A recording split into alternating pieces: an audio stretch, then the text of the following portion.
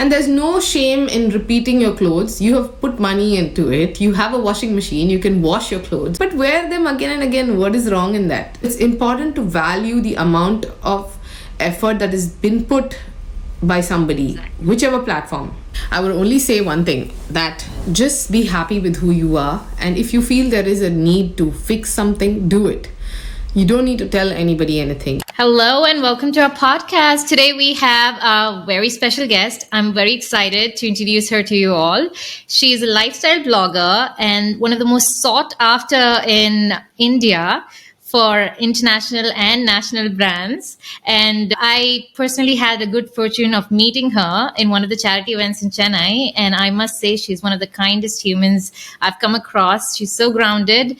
Let me introduce you to Ayesha Nawab. She goes by the name Missnawabi on Insta. Hi Ayesha, how are you?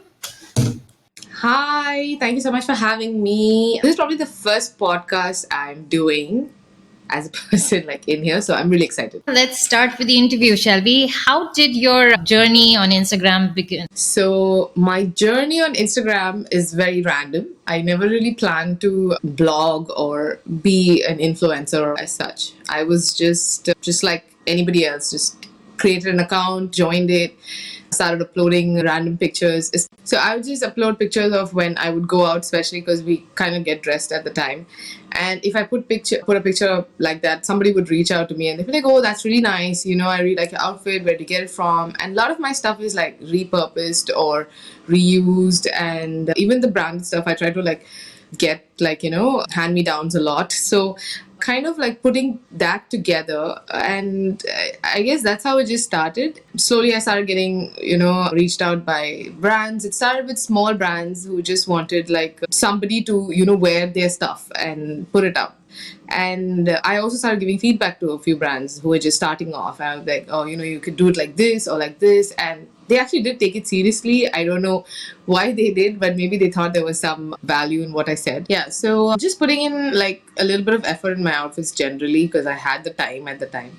And I started getting a lot of traction that way. A lot of brands reached out to me that way. Small brands started off with small brands and small collaborations, barter collaborations, etc. And it kind of worked like that. And it's just that it just kind of spread that way. And in between, I did go private. So my growth was kind of stunted. For private reasons, I did do that. But eventually, recently, I went public again. And it's been good so far. I've realized that I have a very organic following, and even the brands that reach out to me are very, very organic, and we keep it very to the point. How did the collaboration with hijab company start? Were you guys friends before this, or how did that happen? So Shanaz is a friend, and we met through a Muslim community thing, a girls thing. And Shanaz and I just started talking, and one day she randomly told me, I'm going to start this brand. And I said, yeah, why not? Great. And I had a little bit of experience working with modest fashion in the behind. Not just that, I had my own brand as well. In the starting days when I wanted to do, I had a hijab brand myself. When hijab fashion was not a big deal in India at that point, there literally was nobody doing something like that. This was back in, I would say, 2012, really long ago. It's only after that hijab fashion started kind of booming in India.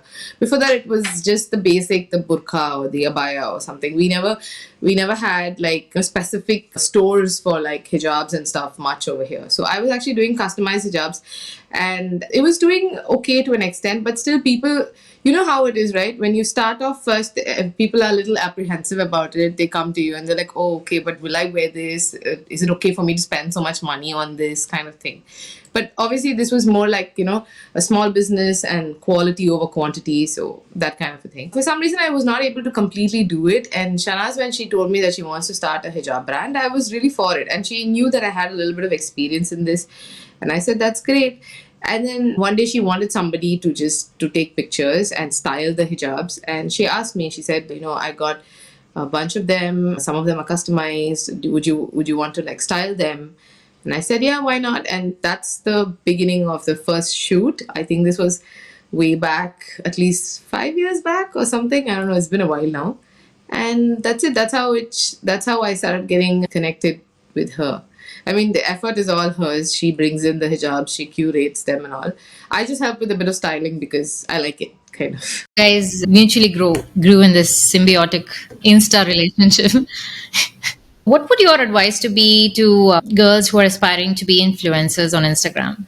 See, if you want to be an influencer, first thing you have to be real to yourself and true to yourself, because it's so easy to get misled and completely get lost in this online world, and it's so easy to be captivated by numbers or the success of other people or where you're going or what you're doing, and your resources, because we all have limited resources. Some of us may have all the equipment, some of us may not, some of us may have the style, but we may not have the people to help us grow. So you have to be grounded. And secondly, you have to realize that the numbers is something that will come after. First, you have to make a presence for yourself and understand that if you're going to become an influencer, you have to understand what are you actually influencing, who are you influencing, what is your demographic, who are the kind of people who follow you, and why are you doing this. Like, for example, my purpose of starting modest fashion and this thing is, I realized that at that point there was not much of modest fashion when I started into Instagram. But when I did, my intention was not to like make someone wear the hijab. It had nothing to do with that. It was just that I wanted to put out my understanding of modesty out there. It could be right or it could be wrong in so many people's eyes, but this is my understanding of modesty, and I'm trying to show that you can look really stylish and you can be someone with whatever you have and still dress modestly and not overspend as well. That was my idea of it. So you have to understand where you come from and not forget where you come from, and keep it as real as possible. This would be my only real advice. What modest fashion has done for girls today is like it's made us more excited about being modest. I mean, like otherwise it was like something like, you don't have to be boring if you're modest. You can still wear trendy stuff, you can still, and within those limits of what you want to do. And I think that's what it kind of brings both of that together. Wearing the right kind of hijab and modesty are two different things. And that's something that a lot of people confuse with. Hijab is truly and purposefully is a religious thing. But dressing up modestly, even a non-hijabi can do that. Modesty will come with the way you think and the way you dress. Now, blending both together is a very fine line. So if you are a hijabi and you want to be dressed up in a hijabi way, you have to ask yourself what exactly you are trying to wear or do, and what exactly you're trying to prove by doing this. Is it for the sake of God, or is it because you want to blend in with the society or anything, or is it because you want to have a balance between both sides and bring it together? And that's very important. It's actually like a very big identity question for a lot of people. And no judgments passed, because I honestly feel that whether you're a hijabi or not, whatever you wear doesn't matter to me. It really doesn't matter to me. But I've noticed that most hijabis and most people out there will judge you much more than someone who is not into that zone. They will actually, somebody who's not a hijab probably will appreciate you much more than someone who is a hijab, because they are always comparing themselves to you.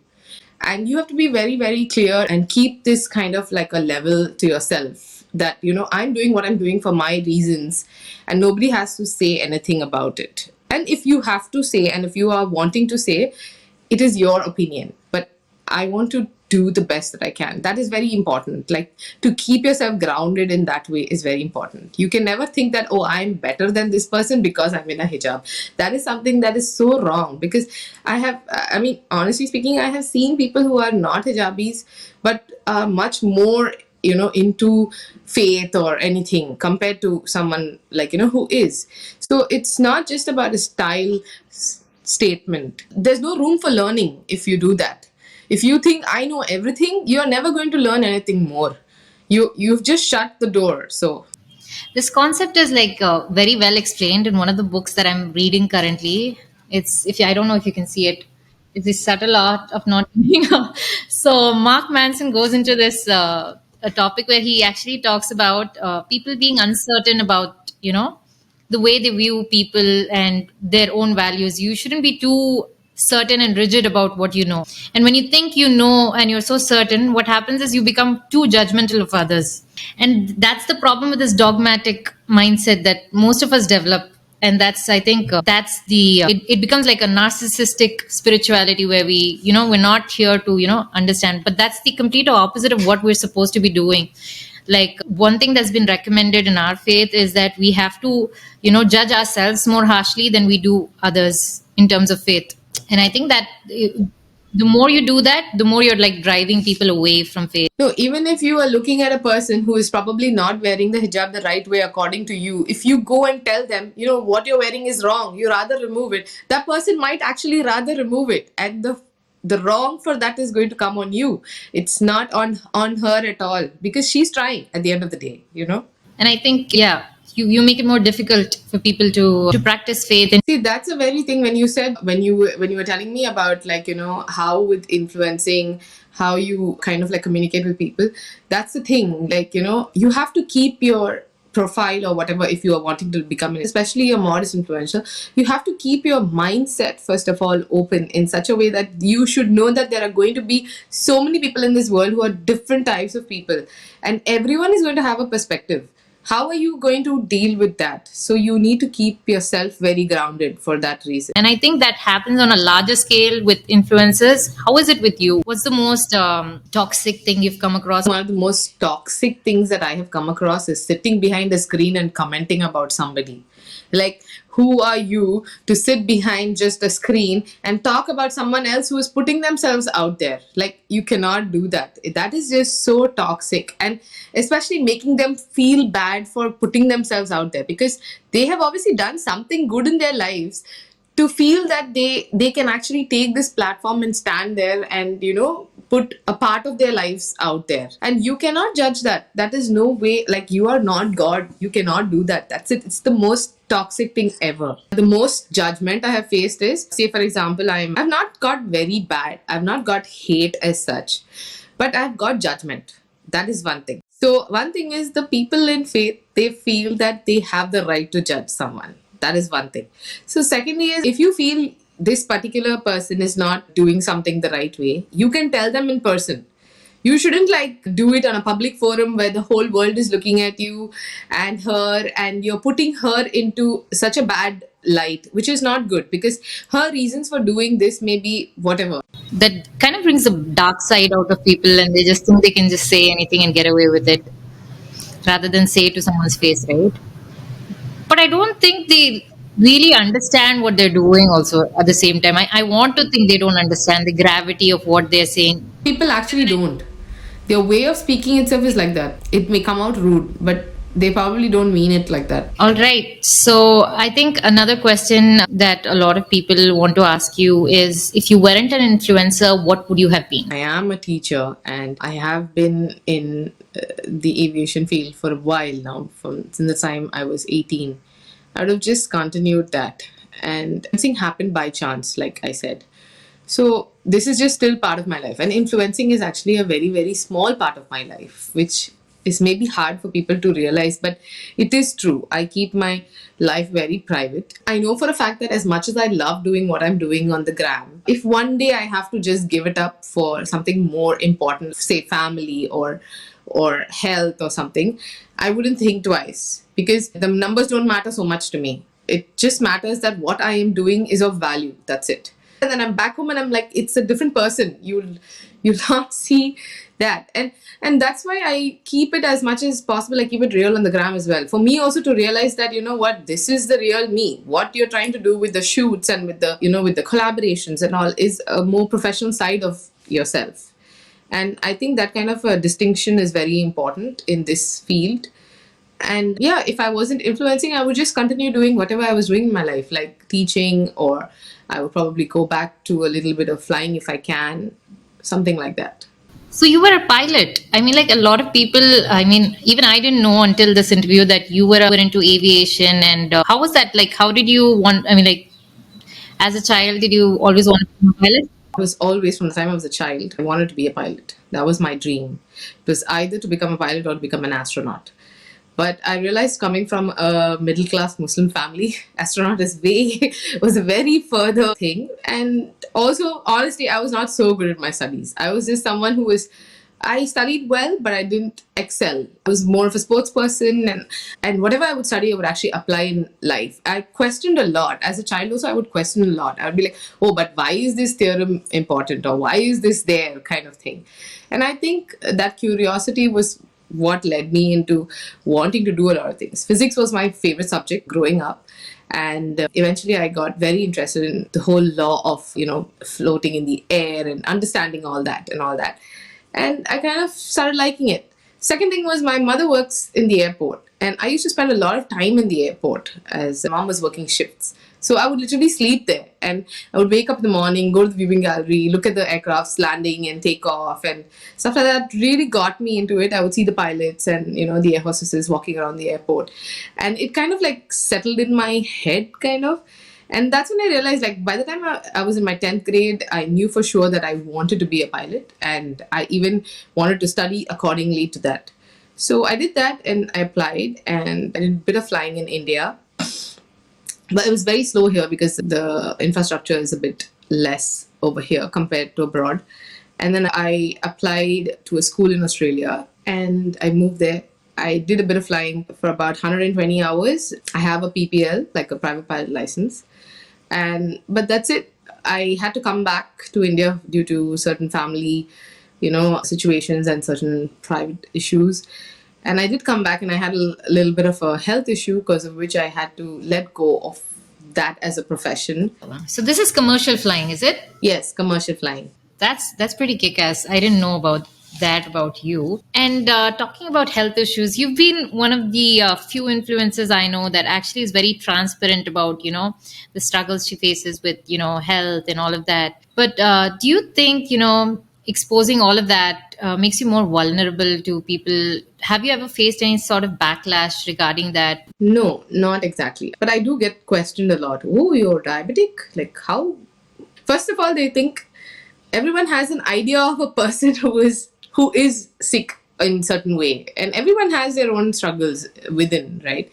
And they look at me and they think, like, really, you're diabetic? And they even ask questions like, oh, but how can you be diabetic? So they're checking, sach mein hai, is it real? Are you really diabetic or not? Why not? It's not in my hands. It's not like I wanted to be diabetic. It just happened. I had a little bit of hereditary and a little bit of a stressful life. So I'm a very young diabetic, actually. I became diabetic when I was hardly 22, 23. I've been dealing with it for more than 10 years now. And it's become a part of my life. The medication, the insulins, the highs and the lows and the mood swings and everything. And I'm dealing with it somehow or the other. And I know it's not the biggest thing. Like, there are people who have bigger issues health-wise. But it's my struggle. It's an internal struggle for me. And diabetes is one thing that is like what they say, with diabetes. They say it's a slow killer. It really doesn't matter if the person is thin or fat to say if the person is diabetic. Sometimes initial diabetics are very thin because they would have lost that much fluid in their body and they lose a lot of weight. That's how it is. So I actually figured out in one way that I was diabetic because I was suddenly losing a lot of weight. And it was not like a normal way of losing weight. And all this came out in one of a random like medical test that I was doing during my flying days. Like when I just came back from Australia, I was in India. And it just showed up that the blood sugar level was high. And then I did all these tests and I figured out that I was type 2 diabetic. For me, it was like all my dreams are coming crashing down because the only thing I ever dreamed of was to fly. And I couldn't do that. And also I was very young. So for me, it was like, oh, I did everything. I put my entire existence into this one thing. What am I going to do with my life now, kind of thing. And I remember I was very like depressed and very upset about. And it's not just in the head, it's even the particular autoimmune disease will make you feel that way as well, because there's so many changes that are happening in your body. You suddenly can't eat certain foods that you like. You suddenly have to do so much more to keep yourself awake and alive, and you're fatigued all the time. You are suddenly hungry at odd hours. You're thirsty all the time. All these changes actually make a big difference, especially for somebody who's young. And I think I didn't have the maturity at the time to understand also what was going on. It took a long time for me to actually adapt to it. And I think it was such a big struggle, and that is the reason why I put it out there. I have to work out, I have to do this. It's actually like a wake-up call for a lot of people, especially with the kind of environment that is today. Like at least the worst thing was I was a sports person, and I was very good in my sports, and I was like always running around and always playing. So that was a big surprise for everyone, that how did she become diabetic? But then that's not the case at all with diabetes. It's not because you eat sugar that you become diabetic. It's not because you are not exercising that you become diabetic. It has so many reasons for it to happen. Where you said if you were not influencing what you would do. As a child, I always thought that if I don't become a pilot, I want to become those, one of those anchors in Travel and Living and all, where they travel and they show the places around. There'll be this one girl or guy who'll show you around, and that is what I wanted to be. And I even told my parents, and my parents were like, "Are you serious? You want to just go around the world showing people places? You want to be a tour guide or something?" I was like, "I'll happily be a tour guide if you let me." TLC, if you're listening, we have Nawabi. You should take her on for being a travel vlogger. But I think you should take it up individually also. Like, if you want to suddenly somehow shift to travel vlog. Then how did this entire thing, what I'm trying to connect is like you were a pilot and then your dreams came crashing in and then you had a tough time. And then how did it transition into what it is today? I actually was working part-time in a hijab store. It was called Hijab House. I think a lot of people would know that. I was their first employee when they first opened. And when I went for the interview, I knew nothing about hijab. I was not even a hijabi when I went. And there were so many Lebanese and Arab girls who were so well dressed and so pretty, and I was like, oh my god, I'm never going to get this job. That was my thing. I went for a part-time job. But I really have to thank the owner. I don't know what he saw in me, and he said, I saw something in you that I couldn't see in any of these girls. And there were so many of them, and I was the only non-hijabi wearing something that was literally a hand-me-down. Old jeans, one white t-shirt, I remember, and a white blazer, which I thrifted for like $5 or something, because I was a student, I didn't have money at that time. And I didn't have a scarf, so I carried a pashmina with me. Those old pashminas that you used to get in India, the colorful ones with the tassels and all. I just carried that with me, and I walked in and I was wearing Converse shoes. That's it. And he looked at me like from top to bottom. When we did the interview, I was like, there's no way I'm going to come back to the second round. The second round was a styling round. You had to do a styling thing for them. But they actually called me back the next day. And he told me to pick out an outfit from whatever is here and gave me a mannequin and told me to style it. And I don't know how to wear the hijab. I don't even know how to pin a hijab at that point. So I just took the hijab and I put it around the mannequin and I tied a bow around her neck and I took a brooch and I put it on the bow. That's it. And I remember it was like this military green kind of a dress with that kind of like a camouflage kind of a scarf with a gold brooch. And it was in my head, this is very stylish. So I was like, okay, it looks very nice. But he actually called me and he said, everyone was so particular about pinning the hijabs and doing it the right way. You were the only one who just went full grunge on the mannequin. And you put a huge bow on her and you put a big thing on her. And I was like, so what does this mean? So he says, so I think you should start working from next week over here. And I think it will be a fresh, perspective for people over here, because everyone has a particular way of doing it. But hijab is not that. You can do it in so many ways. And he's like, for you being a non-hijabi, this is a completely different thing. So I would actually go in for the first few months. I worked there as a non-hijabi, although I would wear the hijab in store because it was policy, because, you're calling in customers and stuff. But eventually one day, I think it was Ramadan or something, I felt sick that day. It was the first day of Ramadan. I felt sick and I went to the hospital and I wasn't wearing my hijab. I went straight from work. And I felt like I was so exposed for some reason. And I'm someone who's not wearing hijab generally. I was like 21, 22. I felt like so exposed, and I had the scarf in my bag, so I took it and I put it on my head. And suddenly I felt very comforted. And I was just thinking to myself, okay, so I guess I'm a hijabi now. So this is what it feels like to be a hijabi. And I was like, okay, that's nice. And I went back the next day to work, and I was telling the owner over there, I was telling him, I've decided to wear the hijab full time. And he got so happy, and the Arabs, they do the dance and all that. So they all got very excited, and they were like, oh my god, you're wearing hijab, oh, so beautiful, mashallah, and all. And they gifted me stuff from their collection, because I didn't have anything, because I wasn't really a hijabi. And I remember him telling me, he was like, I had so much faith in you because you have so much foresight in styling something and keeping it modest at the same time, that it's very beyond your years. This were his exact words, and I still remember it for some reason. And I sometimes feel like even now, if I'm looking at something, and if I go to, say, some thrift store or something like that, and I see an old piece, I don't look at the cost. I'm more like, okay, $5, fine, but how will I wear this? And immediately I know that I will wear it somehow or the other, and I will put it to use in some way or the other. I don't feel the need that I have to get something new only, kind of. And that's what it is, I guess. I started my whole repurposing journey at that time itself. I was like hardly 20, 21 at the time. What is repurposing? So it's more to do with sustainability, right? The world is filled with a lot of dump, basically. Now, this was not my idea when it came to repurposing when I started off. But eventually I've studied into it. There's so many dumpsters everywhere that cloth especially, is one of the most dumped item in the world. And it's not easily, like, you can't recycle it in a particular way. Like, it's just becoming garbage. How much can you possibly take the cloth and repurpose it and restyle it or restitch it or rewash it or whatever? Like, even if you buy a pair of denims, they have to wash it, and there is almost so many gallons of water that is used just to get it that blue shade or get it that wash shade or whatever it is. Even a t-shirt is like that.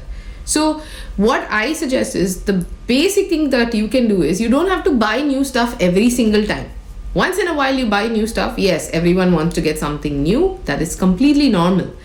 But if you can reuse stuff, like, say, your mother's clothes or your sister's clothes or hand-me-downs, or you go to these Goodwill stores or thrift stores and all that are there abroad. Even in India, there are quite a few thrift stores that are popping up these days, where people sell their stuff. Like, I do a lot of sales on my page myself. I always resell my stuff that I've not worn much, or stuff that I've worn a little bit, or I feel, okay, they're not, anymore my style, or I'm not comfortable in it anymore. It could be someone else's wardrobe, and you sell it for a little lesser, and you buy these things. You are actually saving the environment. At the same time, you are giving purpose to something that is of no use to somebody else. So you're repurposing it, basically, which is, I think, a concept we should take. And even as like, when I was very young, when I was moving out of Australia, I had so much stuff with me by the end of the thing, because I was working in the textile industry and all that. I had so many clothes and stuff that I couldn't actually bring back everything. So I actually put out like cardboard bins in front of the store that I was working in. I asked the owner and I did it. And I sold everything.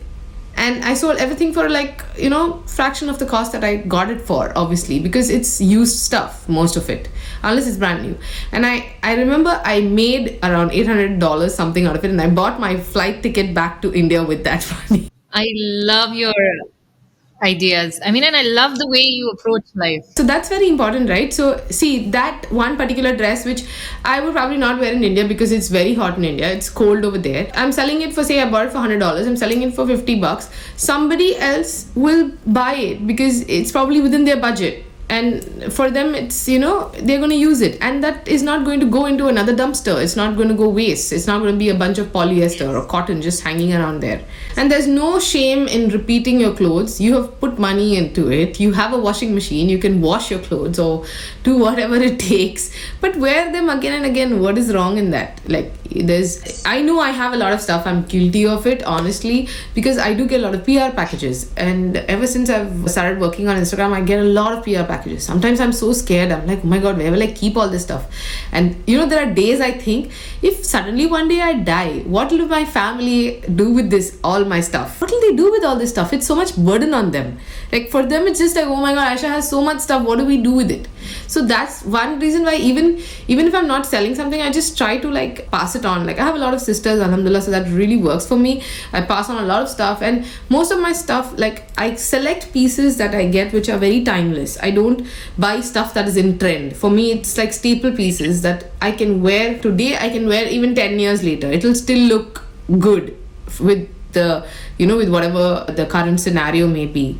And that is very important. So it's not important that, okay, baggy jeans are in, let's all buy baggy jeans. It's not like that. You buy one pair of straight fit jeans that will fit you like throughout, and you will wear it much more, because jeans and stuff is something that the more you wear it, the more you feel more like skin. So staple pieces is more important. Classic pieces are more important. Keep it classic, then you will never have to like rebuy stuff again and again. You can actually reuse what you have itself. You're one of the fashion influencers that I take a lot of inspiration from, and you should do a segment where you are actually, probably going into someone else's wardrobe and telling them how they can, mix and match and still, make use of instead of, buying new stuff. Okay, I'll do that. Who's willing to give me their wardrobe to do this? You can always come and check my wardrobe because I never know what to wear. But you know something I have noticed with my sense of dressing, it has a bit of an old world look to what I wear. You also like old songs and stuff. You're always putting all these retro songs on your Instagram. And I'm like, how does she know all these songs? I think from the time I was a baby, I've listened to these songs because she was always playing Kishore Kumar, Lata Mangeshkar, R.D. Burman. And I was constantly listening to these. I grew up like that. And even if we go in the car, it's always these old songs, with the cassettes before. I grew up that way and I appreciate that so much because there's so much depth and meaning to it compared to what we have. Yeah, I mean, there are some beautiful artists today as well. But I think they also take a lot of inspiration from that, from what it was. What is the most toxic thing about the online world? I'll give you an example. So once there was this brand that reached out to me for a collaboration. And I work on a monetized basis because this is part of my income for me. So I did give them my sheet saying this is what I charge, etc. And my charges are very nominal. I don't go overboard and all that. So I also keep in mind the kind of brand. If it's a startup, I don't charge much. If it's somebody who is very well established, they can afford, I charge them accordingly. So there is like a charge sheet that I work with. And this brand reached out to me and they said, oh, this is a thing, this is what we want a reel, we want this, we want that. And I said, okay, fine. So this is the cost for this. And they said, oh, but there are people with 40k, 50k followers also and they're not charging so much. I said, who is this follower? Who is this influencer who's not charging this much? Just tell me.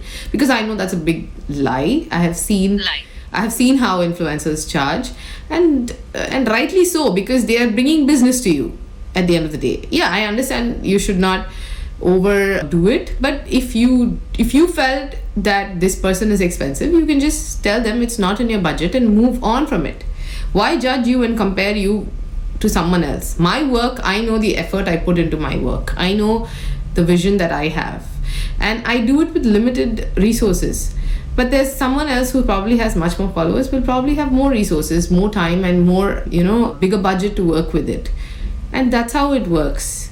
So if you want to do something better, it's something that it's even in Islam. Like, you have to pay your employee even before the sweat of the person is gone. Right. So it's important to value the amount of effort that has been put by somebody, whichever platform it may be.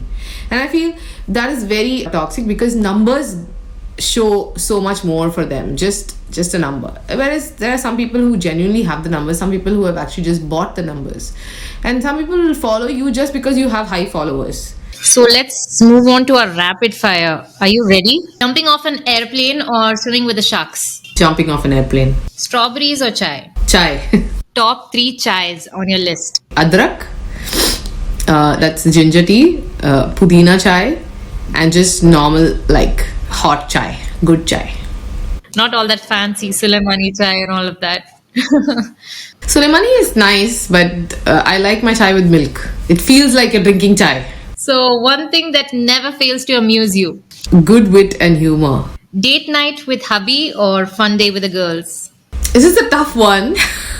Yeah. Depends on who the girl is. So I think I would go for fun day with a girl because I have my husband at my disposal every time. So yeah. Favorite song of all the time? This is a tough one because I have a lot of songs.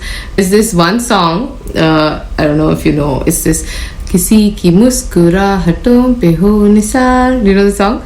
I like that song. It's one of my favorite songs. Jeena isi ka naam hai. That song. Let's look that up.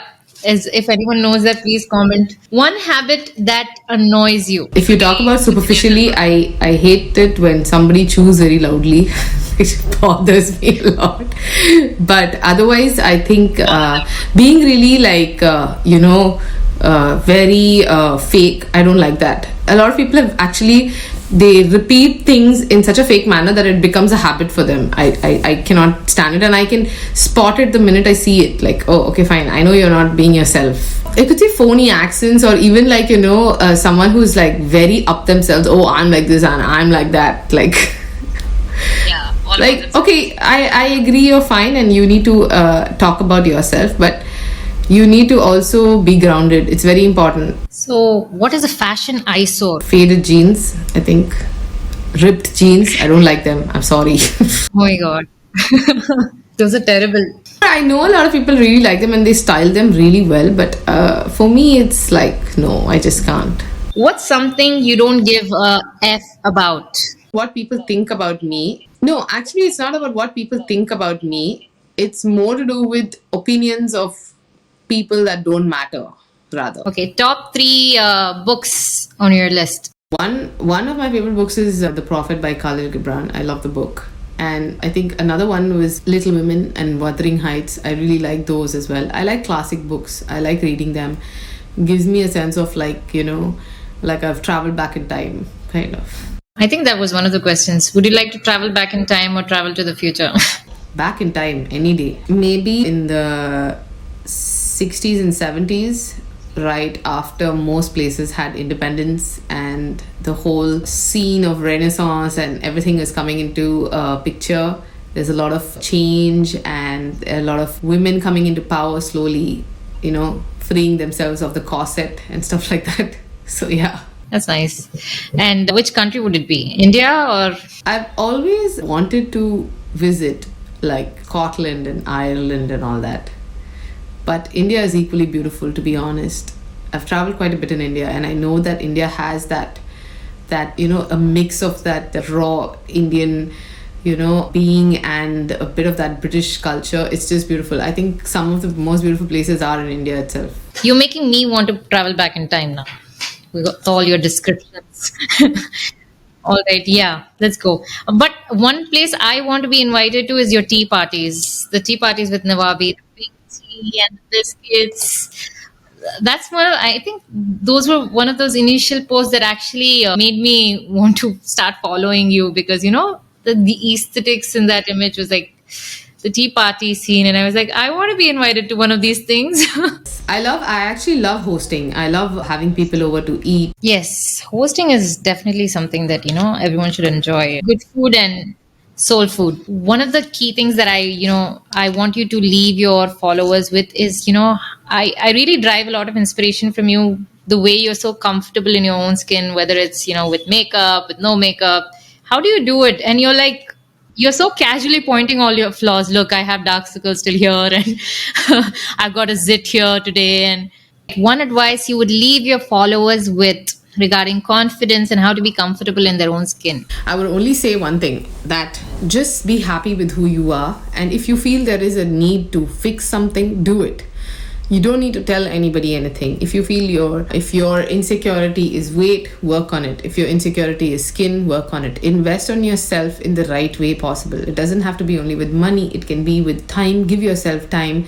Respect your body, respect your skin, and respect yourself before anything else. Don't expect anybody else to love you or respect you or even care for you or even be polite to you. But the minute you look at yourself in a mirror, you should know that you are it, and that is the most important thing for you is yourself.